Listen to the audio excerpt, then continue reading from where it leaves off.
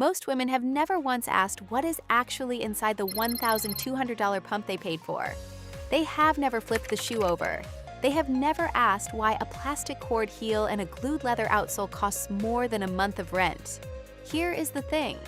The luxury dress shoe industry does not survive on craftsmanship. It survives on you not asking the question. Today, we expose 8 luxury women's dress shoe brands you should never buy, ranked from overpriced to obscene.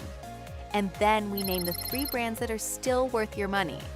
Stick around until the end, because brand number 1 on the never buy list is the most worn pump at every gala in the world, and the markup will make you sick.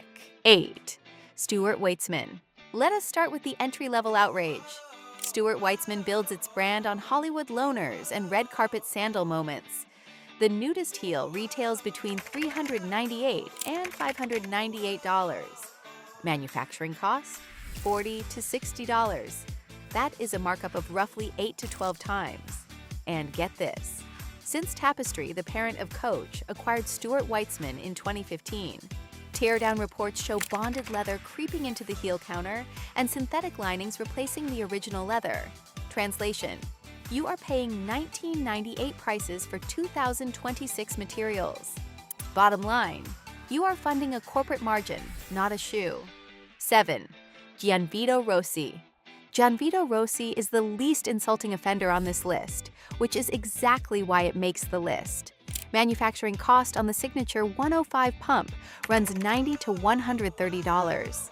Retail, $795 to $1,095. Markup multiplier, roughly 8 to 10 times. The construction is genuinely better than Louboutin or Chew, but the soles are still glued. The heel cores are still plastic. And over the past 5 years, prices have climbed nearly 40%, while the bill of materials has barely moved. The math is simple. You are paying for price increases that funded 0 craft upgrades. If this video is opening your eyes, smash that subscribe button now. 6. Aquazzura. Aquazzura was built on Instagram, not Italy. Manufacturing cost runs $70 to $95. Retail, $695 to $1,295. That is a 10 to 14 times markup for synthetic linings, bonded leather counters, and plastic heel cores. There is no Atelier heritage. There is no Goodyear welt. There is an influencer seating budget. Translation: you are not buying a dress shoe, you are buying a placement in someone else's vacation post. 5. Roger Vivier. Roger Vivier sells you Catherine Deneuve in 1967. What it actually delivers in 2026 is industrial Italian production under the Tod's Group umbrella. The Belle Vivier buckle pump costs roughly $80 to $110 to make and retails between $895 and $1,395. Markup: 11 to 14 times. The famous square buckle, by the way, is plated zinc alloy, not solid metal, not heritage.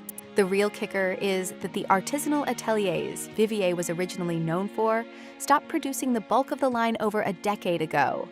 4. Manolo Blahnik. This one hurts to say. Manolo Blahnik built its modern empire on roughly 4 years of Sex and the City airtime between 1998 and 2004. Manufacturing cost on a Hungessy flat, or BB pump, $90 to $120. Retail, $795 to over $1,200. Markup, 8 to 10 times. The leather sourcing is genuinely decent, but the construction has not meaningfully changed since the 1990s, while prices have risen roughly 80%. You are paying 2026 prices for 1998 engineering. Quick question for you. Which luxury dress shoe brand do you think is the biggest ripoff? Drop the brand name in the comments. 3. Jimmy Choo. Jimmy Choo, now owned by Capri Holdings, is a case study in post-acquisition collapse. Manufacturing cost on the Romy 100 pump, $60 to $85. Retail, $695 to $925 markup, 10 to 12 times. Per The Real Reels resale data, Jimmy Choo dress shoes show some of the steepest depreciation in the entire luxury footwear category. Sole separation, suede wear, Linings shredding inside a year. Translation: a dress shoe that cannot survive one wedding season at $900 retail. 2. Saint Laurent. Saint Laurent sells the opium heel with that hollow YSL logo for $995 to $1,495. Manufacturing cost: $80 to $110. Markup: 11 to 15 times. That iconic logo heel, the entire selling point of the shoe, is hollow-plated zinc. It cracks, it dents, it tarnishes.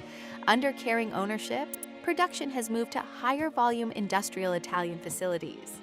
You are paying for the 4 letters, not the 400 hours of craft that should justify the price. 1. Christian Louboutin. And here it is, the most worn pump at every gala in the world, the biggest markup in the segment. Christian Louboutin's So Kate and Pigalle cost between $50 and $70 to manufacture. They retail between $795 and $1,095. That is a markup of 14 to 18 times. The famous red sole? It costs under $2 in lacquer to apply, and it wears off in 4 to 8 wears on smooth surfaces. The plastic heel core snaps. The fit runs aggressively narrow. You are not paying for a dress shoe, you are paying a logo tax for a piece of red paint. The few you should buy. Now for the brands that flip the math, these are not famous. That is the point. 3. Sarah Flint. Sarah Flint sells full-grain Italian leather pumps with leather linings, padded leather insoles, and stacked leather heels for $395 to $595. Manufacturing cost: $120 to $160. Markup: roughly 3.5 to 5 times. Made in family-owned ateliers in Le Marche, the same region producing for Prada. Cost per wear over 5 to 7 years. Under 30 cents per wear. The math is simple. 2. Mariam Nasir Zadi. Independent. Designer-owned.